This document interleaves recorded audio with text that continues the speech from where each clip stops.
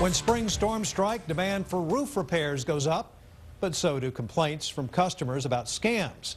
In the past 3 years, complaints about roofing contractors have tripled here in the Austin area, and some of you have sent your stories to the KXAN Investigates tip line. Well, Chris Willis has the story of one woman who has been waiting more than 2 years for a repair job.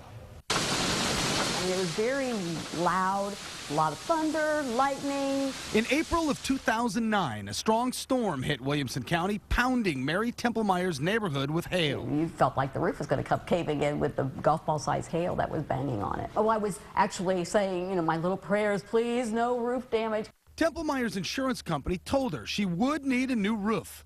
A friend's tip led her to Terry Sims and 5 Star Roofing, a business with offices in Round Rock and Houston.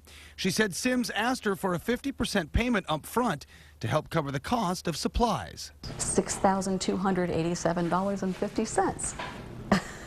A lot of money for me. But what we often hear from consumers that file complaints about is that the roofers actually never come back and return with those materials to actually finish the project that they were expecting to pay for. And that's what happened to Templemeyer. First, Sims told her he couldn't start the job because of the weather. Then a few months later, he left a few packs of shingles on her driveway and promised to come back to do the job. He said, well, I'll be out here probably next week.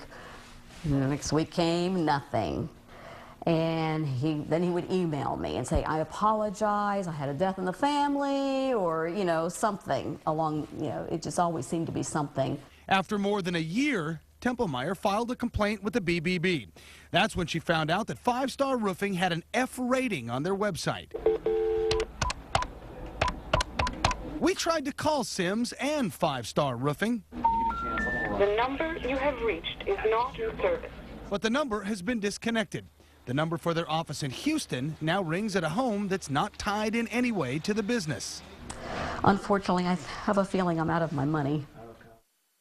That was Chris Willis reporting. It's common to pay up front for supplies, but the Better Business Bureau recommends that consumers pay contractors in thirds.